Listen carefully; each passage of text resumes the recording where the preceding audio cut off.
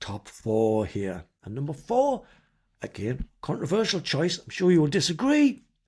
Earth vs. the WiLDHEARTS. I'm very fond of Earth vs. the WiLDHEARTS. Obviously, it's where we started, really. And it was my first album. Now, everyone else in the studio had recorded albums before, apart from me, the newbie here. Complete novice, didn't have a clue what I was doing. It was all demos, so I figured it doesn't matter what I do. The demos, we're going to record it properly. And then I'd mentioned to the A&R man, Dante Benuto, who we're working with, again, talk about complete circle. I mentioned to Dante Benuto, wouldn't it be funny if we released the demos? And he was like, yeah, let's do that. The last thing I was expecting, obviously, I'm new. I don't know you can suggest things like that and they get done. I think it was the last time East West ever listened to me. But I'm glad that they did for this in this example. God, so much happened on the back of Earth Versus. Again, the reviews. I wasn't expecting great reviews. I didn't even know we were any good. I just knew that I enjoyed playing. I wasn't even paying much attention to the audience at this point. I was just getting fucked up, going on stage and getting all my anger out. And obviously people enjoyed it, but we needed the album to back it up. The album came out and it did back it up. We went straight out headlining all these venues that we'd been supporting bands in. Again, I was so fucked up at the time. I didn't even appreciate how much good fortune was coming our way. But what a magic time for a new band to be going through your first album. And it was these songs that I'd been keeping. I'd let the songs go for Mondo Akimbo and Don't Be Happy, Just Worry. And they were songs that I thought, I'll let them go and I'll keep the ones I really like for the album. What a fucking good idea that was, because the album has got no filler. Not that I think there's any filler on our records, but I can understand why some people like some songs and some people like other songs. Never the twain seemingly shall meet. The recording was a blur. We're doing demos. We're not even taking it seriously. We're just getting fucking really drunk and having a good time. And then we find out that this is going to be the album. Mick Ronson comes down. Sarah from the Cardiacs came down. Stevie Lang came down. It's just turned into this. We're in Wessex studio. Bill Price is popping in, saying hello. The fact that Nevermind the Bollocks was recorded there and the Pretenders had recorded it, it's not lost on us, but a little bit hazy. The final product goes without saying. I can understand why everyone thinks it's their favourite album, because it's gnarly and rightly so. First album, it really should be garagey. It should be fucking noisy. I love this album. So many singles came off it. I've got a bittersweet relationship with the songs on this one, because with the last lineup with the WiLDHEARTS, people were so fucking lazy that the only songs they wanted to play were, I'm not saying everyone, saying people, so I'm not going to make it personal, because everyone in this history of this band has brought special things to the table. I've got nothing bad to say about anyone who's ever played with this group. But with Earth Versus, there was people that just couldn't be bothered to learn any of the other albums because they weren't on them. So we just, the set list, I remember finding a set list from 93 and it was almost identical to the set list we were doing on 21st Century Love Songs. As a writer, that's fucking boring. As a musician, that's fucking boring. As a band, it should be boring, but it wasn't. I fucking couldn't stand that we weren't playing anything that I wanted to play. Fucking Sucker Punch again. I love playing Sucker Punch, don't get me wrong, and we'll play it every time, but when the whole set is just Earth Versus songs, you start getting sick of fucking Sucker Punch. And then we had a management who thought it was great to put us out on tour every time there was a 20th year anniversary, a 15th year anniversary, a 25-year anniversary. It was always Earth Versus. So it was in the set, predominantly in the set, and then we were going out and doing anniversary gigs where we only played that. Who the fuck wants that kind of fucking action? But I love Earth Versus, don't get me wrong. Number 3. And then you're going to hate this one, because nobody likes this album, seemingly. I fucking love this album. Endless Nameless.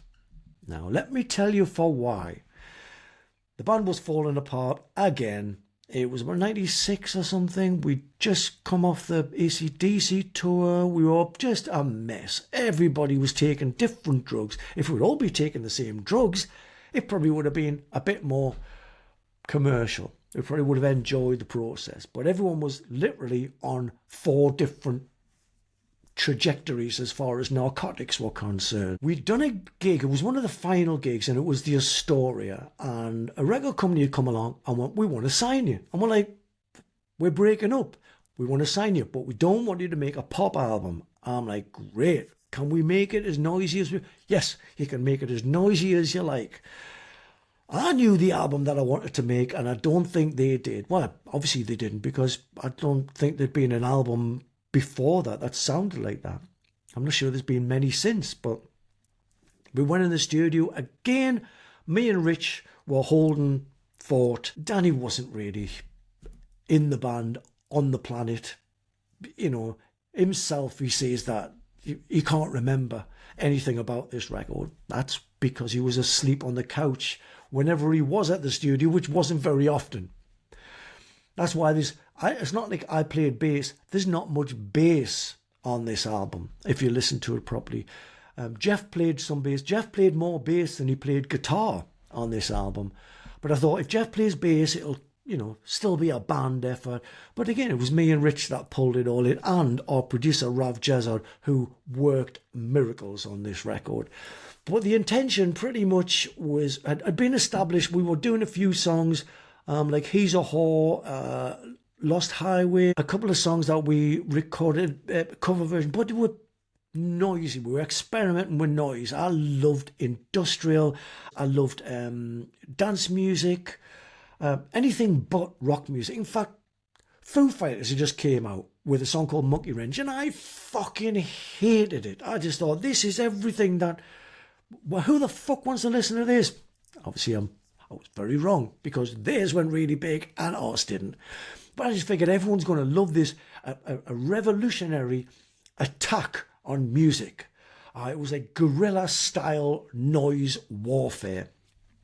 And I figured that was a good idea. And on hindsight, it was a good idea, because it's one of the only albums that people still regularly talk about. All right, they talk about disliking it versus liking it. And the dislikers are definitely in the majority, but the conversation's still going. And if you know me, you'll know that I don't mind what you're talking about. Like it, hate it, just keep talking about us. I know a few bands that everyone likes, nobody talks about them. And this Nameless, it started out noisy. We started out being a band. We were all doing the same drugs for a little while, coming up with these crazy ideas like... Rich was using D-drum samples. The D-drum, these little sample things that you put on the skin of the drum so he gets the attack of the drum. And I'm like, well, can you get a sample of a truck falling off a building? I don't know what he got, but it sounded like a truck falling off the building. There's our snare drum sound. How can we make it a bit more fucked up? Well, there was these old speakers in the studio, so we fed it through these broken speakers. This sound came. We were all bollocksed on E one night, and we invented this drum sound. I remember us all just listening to these drums. No songs. We just listened to these drums going... It was one of the most magical times I've ever had creating anything, let alone in the studio. So magical. We based the whole album around this crazy sound. And, by the end of it, Danny, bless him, he wasn't playing in the studio, but he was in the studio getting the orders for the drug run. There you go. And then he come back ages later, obviously, because he went there and sampled a few goods before he came back and took his time. But by the afternoon, early evening of every single day, we'd done enough work to get wrecked. And we get wrecked, and that would be largely what you hear on the album. I loved it. I don't understand why you don't like it, because you weren't there. But if you'd all been there, this would definitely be your favourite album, because it was the best time. I loved it. I loved the fact that when it came out, people didn't get it. I love the fact that people still don't get it now a lot of the time. But people hated it at the time. This is before dubstep. When dubstep came and everyone was doing them depth charts.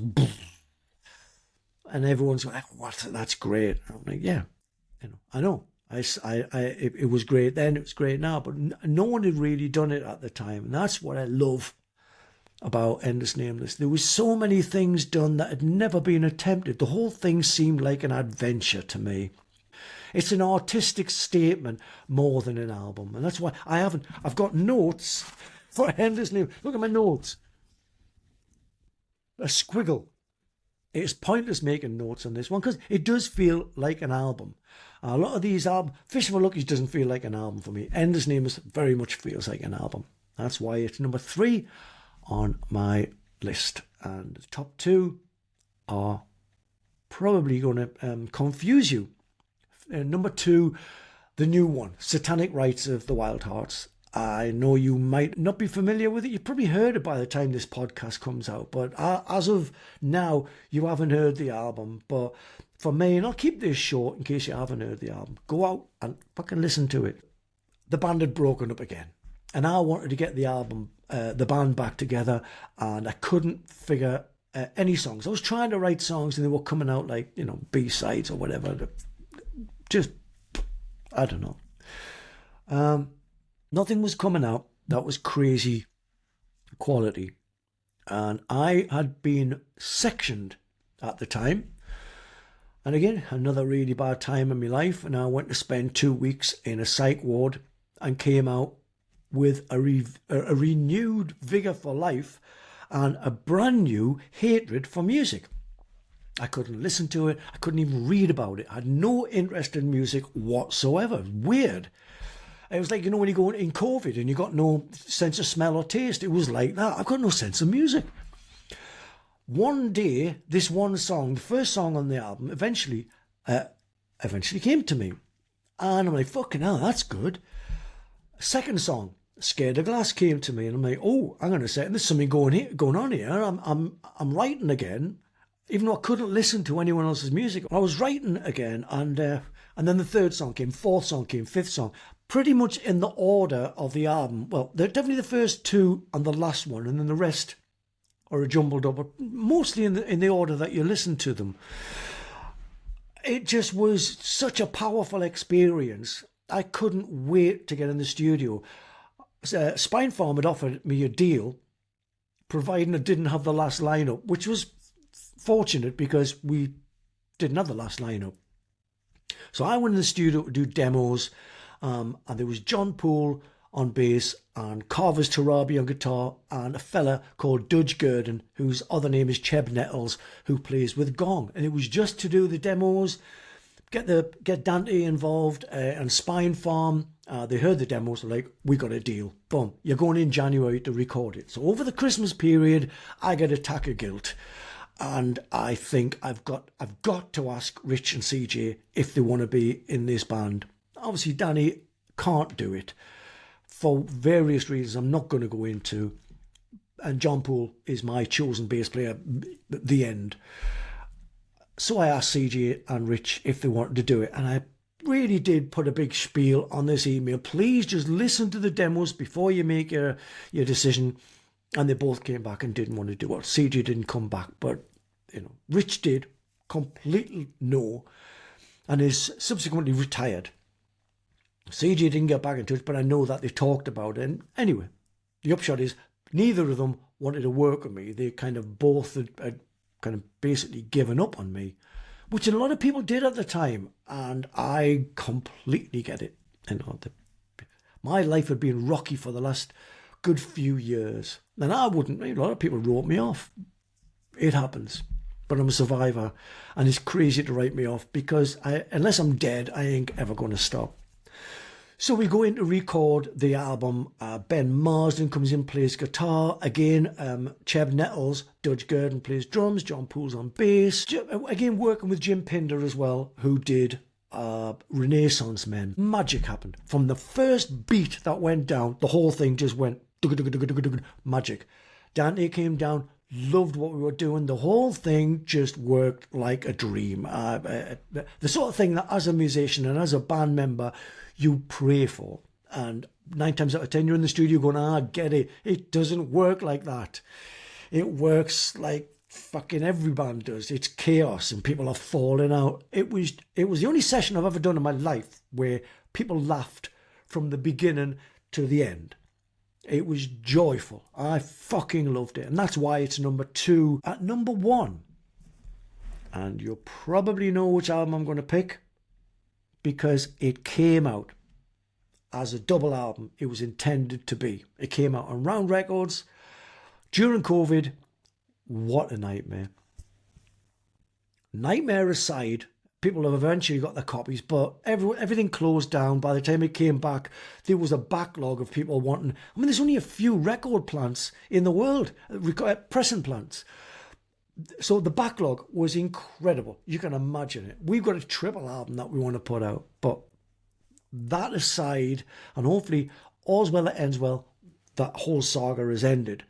PHUQ was supposed to be a double album. Now, when the record company decided they were going to shelve my dream of doing a double album, second album, 2 albums, that's always been my dream. They decided we're not going to do that. And it broke me. It broke my spirit. It fucked me up for decades. At least the decade following that, which is why I made so many fragmented albums. When they tried to cobble together a version of the first album for our second album, my ambition left me. I didn't care what happened. All I wanted to do was get drunk, find as much drug action as I possibly could, and go down that route. I didn't care. I wasn't that bothered about being successful anyway. I was anti-success at that point. Had PHUQ been a double album like it was intended to be, I think the WiLDHEARTS story would have been completely different. Eventually, we got to put PHUQ out. Now, you've got to think about the time. We just had a first album. To my limited ambitions, it exploded. The world exploded. We were on the map. Everyone was talking about us. And I wanted to do the same again, only more people talking about us. I was at my peak, probably ever, of songwriting. You only need to look at the B-sides from that period to see how much of a purple patch I was really on. I'd written the double album of PHUQ, and the B-sides, Can't Do Right for Doing Wrong. I mean, there's billions of B-sides at this point, but Can't Do Right for Doing Wrong. Bad Time to Be Having a Bad Time. Got It on Tuesday, one of my favourite WiLDHEARTS songs ever. Mind Slide, fantastic. Friend for 5 Minutes, fantastic. Do Anything, one of my favourite WiLDHEARTS. I think had the album been a double album and the B-sides had been this strong, it would have shut all of the critics, if there were any critics of the WiLDHEARTS at that time, which there weren't really that many, because I've tried to go back since for re-releases and tried to find bad reviews, and there was no bad reviews. I just figured we were going to go bush. Double album came out, didn't come out, Oasis kicked in, and it was the end, as far as I was concerned, of the WiLDHEARTS, or the end of my real, passion for the WiLDHEARTS. But the double album, I think, is great. It's introduced all the elements that I wanted to start fleshing out and going in. All the areas that we could have investigated and just, found out what is possible to do with a band. That was always my reasoning for the WiLDHEARTS. Listening to the double album now with Geordie and Wonderland on there, with Lily's Garden, opening up with Inglorious, ending on Sky Babies. Schizophrenic in there, Do the Channel Bop. All this weird stuff, the psychedelic stuff I wanted to start exploring, like Be My Drug and Colpa Tutti Tango, and this funny business that I couldn't even put a genre on.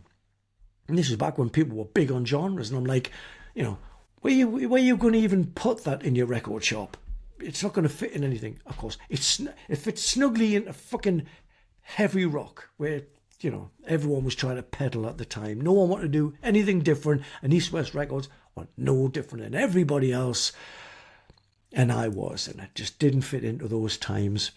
PHUQ, I think, would have changed the WiLDHEARTS. It probably would have changed about a lot of things, but it definitely would have changed my life. I only wanted to release it as a double album before I died, and eventually Dante Benuto, again, who is come a complete bout circle, but he made it possible for us to get the rights to all of the songs on Phuq and release it as the double album it was intended to be. So as it stands, the one that you've got in the shops, I don't know where that would have featured in my list, but it probably somewhere in the middle. Probably, actually, I dislike the version of Phuq that you've got, but the double album, right at the top, bang up there, with a bullet, pew, with 2 bullets, pew, pew. I urge you to get Phuq as the double album, because to me that is the definitive Wild Hearts record in our entire catalogue. I've enjoyed this. It was a little bit weirder than I expected it to be. I thought I was going to struggle to talk about a lot of these albums because the memories are unpleasant. I'm sure that once we elaborate on this and you ask me a few questions about my choices and my opinions, we can elaborate on this. But for now, this has been me, Perfect Hour. I thank you for your patience. I look forward, if you can put it in the comment section or wherever you put comments. Here, do you write comment? You can probably write in. I don't know, we're so new to this. I haven't got a clue how it goes yet. I will get more professional and, things are going to be slick. I thank you for supporting this. I thank you for your patience in letting me tell you what my favourite album. I look forward to your ranking system of these albums. Please write in and let me know. This has been fun. This has been me. This has been the Wild Hearts Albums Ranked.